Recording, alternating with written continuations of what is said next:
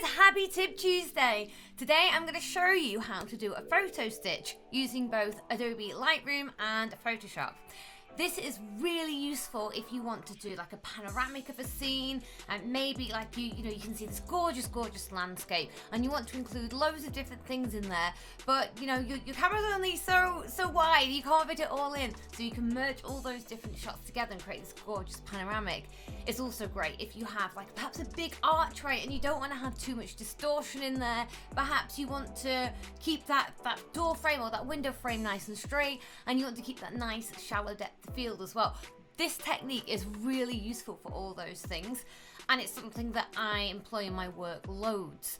So I'm going to show you a few examples where I've used that technique and how it's helped me, and then I'm going to show you one of the pictures from the start to the end of how I'd actually stitch that together. And you can do this in like little stitches and big stitches. You can use just 3 pictures, you can use 50 pictures, but it will make your machine very upset if you're going to be doing 50 pictures, because it does really suck on the CPU. So be aware of that. The more pictures that you include in these stitches, the bigger the file, and then the harder your computer has to work. So you kind of find a sweet spot for what your technology can handle and the patience that you have to handle it. So here you can see, this is the, no, that's not the finished picture, that's something different. This is the finished picture of Zeus, taken in Longridge Fell amongst all the gorgeous pine trees, and you can see it's got this kind of panoramic feel to it. Now, it's not actually a completely panoramic photo. This photograph was actually taken like this, quite central, with his human holding on to the lead there, and then I've actually just shot just a little bit to the side, not a lot, and then stitched it together to create that. Now, when I stitch those together, it's elongated it out. I've chopped the top off a little bit, but it's created this pan, and it's allowed me to take out the human as well. This also worked great here in Bruges when we had Nucci here, but what I didn't want to happen was for all of this structure to just go like bloop and get looking a little bit out of kilter. So once I've got my shot, you can see there, and also, do you know, when I shoot, I often shoot a little bit wonky because you're moving with the dogs. It's very rare that it's exactly front on. So sometimes you get this little bit of skewiffness, and you have to just roll with that. That's okay. You're working with a live, unpredictable animal. But then if you can be aware of that happening at the time, you can get those extra frames, like I have done here.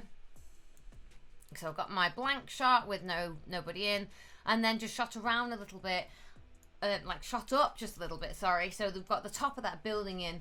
Added those together, and voila. So these two together basically equals this one with the shot of the dog as well. I'm going to bring that one up. Wouldn't be anything without the dog, would it? That's the main focus. So really those 3 all together equal this, and it just gives you more material, more photograph to work with. And I should just mention this, if you want to read the full story behind Nucci's shoot, I actually have a blog about that on my website. This is just from pointing my camera down a little bit and getting those roots down at the bottom and stitching it together afterwards. So the original shot is this, really not as impressive as the finished result at all, and that is just from adding in the roots there. So again, and you can see here actually where I've stitched it together, how it's warped it, and then I've done a little bit of Photoshop to make that look how I wanted it. So those 3 plus this one, or equals this one, should I say? Yeah, so these 3 equals this one over here. Have you guys ever tried anything like this, or have you seen pictures that look like gorgeous panoramics and wondered like how the hell has that happened? Let me know in the comments. This panoramic of Darcy and Darla just here has been made up out of all these stitched together. So let's just have a look at that before and after. And I got another shot, so you'll notice this is the final shot, but you'll notice on this, the shot I got in camera, I'd actually chopped off her paw. So I noticed that when I did it, she'd shuffled round, and I was like, oh my god, I haven't got the paw. So I took an extra shot, so I tilted my camera down and got the paw in there. At that point, the dogs had slightly moved, but I knew that there was enough of the paw that I would be able to stitch it onto her foot and extend the bottom. And then I've done all those shots around so I can extend the scene and you know, create that gorgeous landscape of Malham Cove there. So again, it's just having that foresight of thinking, oh, I might need these extra bits. How can I play around with this afterwards? Right, awesome. So Graphic says, yes, I've given this a try. Some experiments have worked, some have not. And, you know, that's the thing as well. The more you do it, the more you'll kind of get to know how much of an overlap you need. So when you're doing a shot like this, you want to make sure that you have some overlap of your frames. Otherwise, all those individual shots the program won't be able to stitch them together. I'm going to show you this as a demonstration so that you can see exactly how I put this together. But obviously, before you go and stitch pictures together, you need to take the pictures. So when you've got your shot, here's my shot of Django and Ginny. When you've got that, you think, right, okay, I want to take in all this window frame. I didn't want any distortion in this. I didn't want it to bevel out or go super wide angle. So in order to take in that whole scene, which I really like doing, I knew I needed to get some extra shots around to just extend that out and create almost like a medium format look. So what I knew I needed to do was have a little bit of overlap so that when I put it together, Lightroom knows, oh, that bit belongs to that bit and that belongs to that bit. So can you see here, if I bring these up, I mean, it's hard to see with the human eye, isn't it? But it's really hard to see where the overlap is. I know when I'm doing it, you're kind of like, you're moving it and you're only moving it like a little bit. So you're kind of taking half a frame and half a frame. There we go. I've spotted it. It's really hard to see. Okay, so can you see here? You've got this window pane here and this window pane here. They're the same. So Lightroom will essentially use those two parts to say, oh yes, I know they belong together, and it will overlap them and yeah, create the photograph. So let's put it to the test. Let's do a little demonstration. And also, full disclosure alert. Okay, so this final photograph of Django and Ginny is made out of this, but also this one here. So I have done a little bit of a head swap on there to get my original shot of Django and Ginny. Reason being, you can see Django just looked away here, and on the original shot as well, on this one here, you can see when they're both looking forward, he's casting a shadow over her. By taking her head from this photo and then his head from that photo, I've got like a perfectly lit shot of each of them, and they're both looking straight on. So that's the photo that we're going to put into the middle, this one of just the two of them. In case you were wondering why there's 3 doggos on my screen, 3 dog photos even, that's the one we're using, which is a combination of those two. You get it. Anyway, so first thing you want to do when you're creating a stitch is to select all the photographs you're going to stitch. So we've got all these selected, okay? I'm going to right click and I'm going to select Photo Merge and then Panorama. You see that? Okay, I'm going to click that. Now this will take a minute just to load them up. It can be quite a time-consuming process this when you're waiting for it to merge all the pictures together and load them, especially if you're doing big ones. Like I've done them with 50 odd files before and I'm there like boop boop boop boop just waiting. This has now done a fantastic job, look. And that bit where we couldn't work out where the overlap was before, I say we, it was me, wasn't it? Was this bit just up here, look, and it's created a beautiful stitch. You can kind of see where all those individual shots were that I took. So you have different options up here. You've got perspective, spherical, cylindrical. I tend to go with perspective. I find that looks the most realistic. You can see here that one's kind of beveled it out a little bit more. We're going to stick with perspective for now. And what you want to do is put on auto crop. So that's then going to crop out all those extra bits that we don't want. So all these little white bits, it's cropping those out. Okay, and then we're going to do merge and then give it a minute because this can take a while. You can see it up here. It's just saying in the top left, it's saying creating panorama. And then once that's gone through, that will load up down here. Here we are! Yay! Look at that. It's created a DNG over here for me. Whoops, that's not it. this one here, and it stitched it all together. So that is now basically a blank shot. That is a photograph with no dogs, no humans, no anything. So I can then take that photograph of Django and Ginny, of them together that I've already prepared, and I can, and I can pop them on top of that scene. So let's see how we go about that.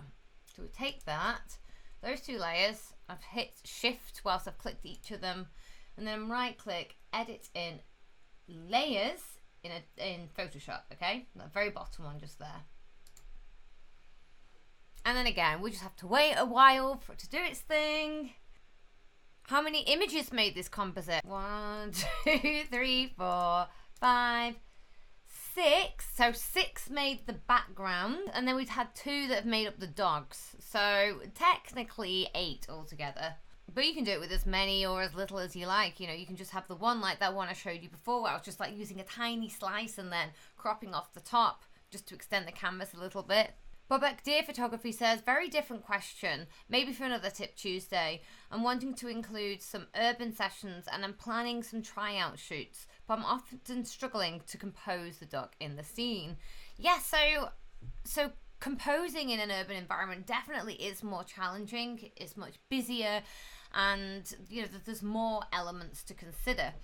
Something that's really important when you're thinking about your scene is if it's not adding to the photo, then it's probably taking away. So really, you know, isolate down and think about your framing as well. In fact, if you have a look at the framing video that I did over, hang on, let me go full face again. Yeah, so if you go and have a look at the framing video that I did over on YouTube, what was it, like 3 weeks ago? If you go and have a look at the framing video, anyway, that will have like some examples of how you can do framing in your work. Right, I'm going to flip back over to Photoshop now, because we've got our 2 photos layered in Photoshop now.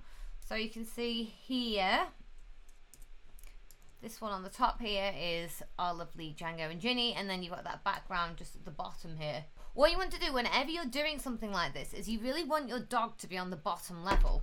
And the reason is because it will warp the top image around the bottom image. So it will make the top image fit the bottom image. So let's put the Django and Ginny at the bottom. Select both of them. So I actually have a hotkey set up for this, and once you kind of learn the process, you might want to set it up. So I just, for example, press Fn and F4, and that then does this action form, which is super handy. But for now, we're going to go edit, and we're going to go auto align. Can't get my words out this evening. Auto align layers. Okay, and then you can see here we've already got auto selected under the projection, so we're going to keep that. Now I'm doing a talk at AIM in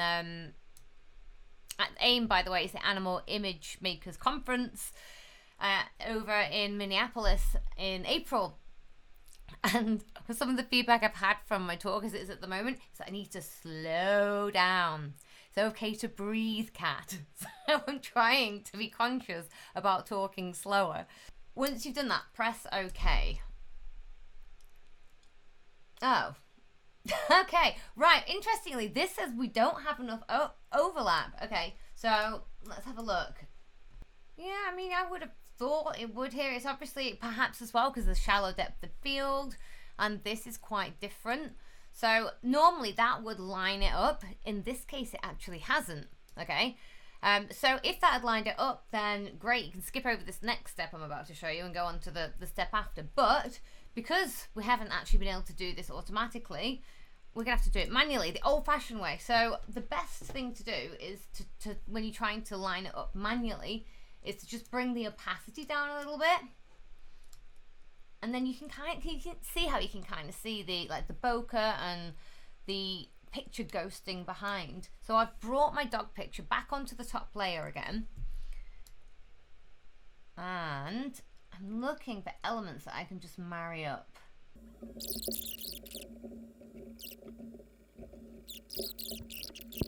Suzanne, it's not always a straightforward thing. It can take a little bit of tweaking. There, now that's looking like it's not jumping too much. Turning it on and off, tweaking the opacity. And let's pop a layer mask on that. Okay, and then I'm going to select my brush tool. It's up here, press B for the shortcut, and I'm going to select a black brush. Make sure my opacity and my flow are 100%. And then I'm going to literally just erase out these elements of that top layer that I don't want. And just watch it, just keep an eye on, you know, any weirdness happening. You don't want any ghosting. We're very lucky in this case that we have a shallow depth of field, so this should be quite forgiving.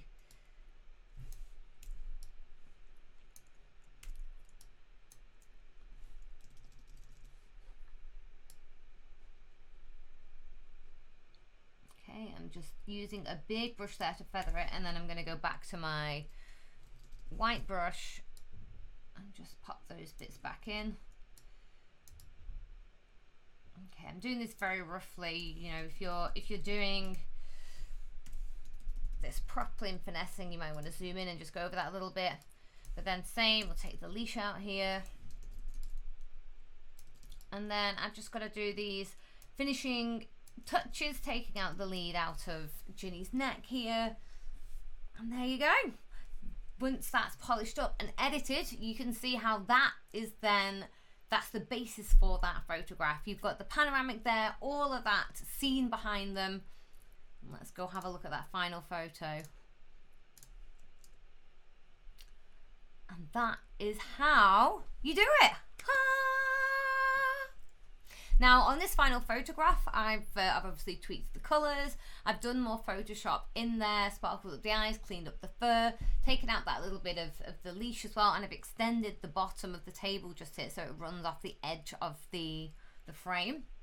But I'd love you to go out when you're shooting this time, just try taking a couple of extra shots, merge them together in Lightroom using that photo merge, pop both of those layers into Photoshop, mask it off, and then see if you can get something that's bigger than your single frame.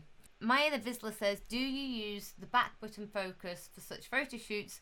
The panoramic effect, I mean. Yeah, I do shoot with back button, yeah.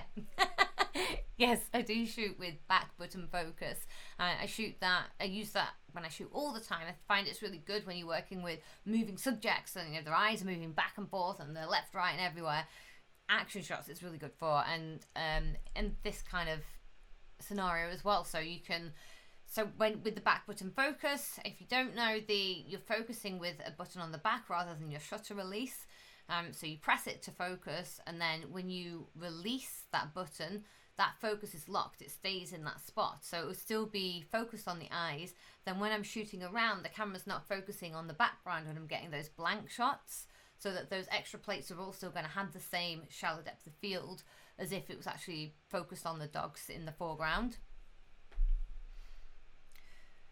Graphics says, if you do pictures for a panorama, how much do you move from left to right so that you don't get a fisheye feeling in the merged image? Yes, so you want to be really careful. If you're on a wide lens, then you will get that more distorted fisheye look, and you only want to move a little bit really. You want to also be conscious that you're leaving, I'd say, like a third overlap, so you're kind of shooting an extra 2/3 at a time, so that then when you come to do them in Lightroom can line them up better. And you'll find you'll find it harder if you've got a wider lens. This works better on a longer lens. Because if you have a wider lens, you tend to get a little bit more distortion. You can still do this with a wider lens, but you can't move around as much because you get more distortion. And in fact, that shot that I showed you before of Nucci, that was shot on a wide lens. I think that's a 12mm. Let's just have a look. That was shot at 11mm, 11 to 24. And I only shot just a little bit extra above, just here. You can see that was the original shot. So this is the original shot of the dog, and then it's just this section up here that I'm taking, and then that's just added up here, and you can see I've done all the corrections so you haven't got that distortion in there as well. It's got a little bit of extra sky. So yeah, you find like a small movement when you do it with a wide lens has way more effect. You get a lot more picture for your movement. Wow, that's pretty, says the Perfect Fit NJ. Your game is going up. Oh, thank you. That's really nice of you. I think you just broke those expectations. Oh, that's really kind. Thank you. Okay, cool. So Michael's saying here that there are different merge types too that give very different looks. One of them is very fisheye looking. Yes, so do you remember there was the perspective and the sphere? So you can use those different tools to get a more spherical look to the photograph, more kind of fisheye, as Michael said. And he's added that if you're too close to something, then that's relatively sharp, and you change your angle, then it also won't line up. Yes, exactly. Yeah, and that is something that you'll find a lot when you're using a wide angle lens, is that you'll have more things that make it harder to actually line up. Thank you for watching this video, my lovely. I really hope you enjoyed it. If you're going to go ahead and give this technique a go, then let me know in the comments down below. As always, please give this video a like if you enjoyed it, and don't forget to subscribe to this channel and hit that notification bell so you don't miss my next dog photography tips video.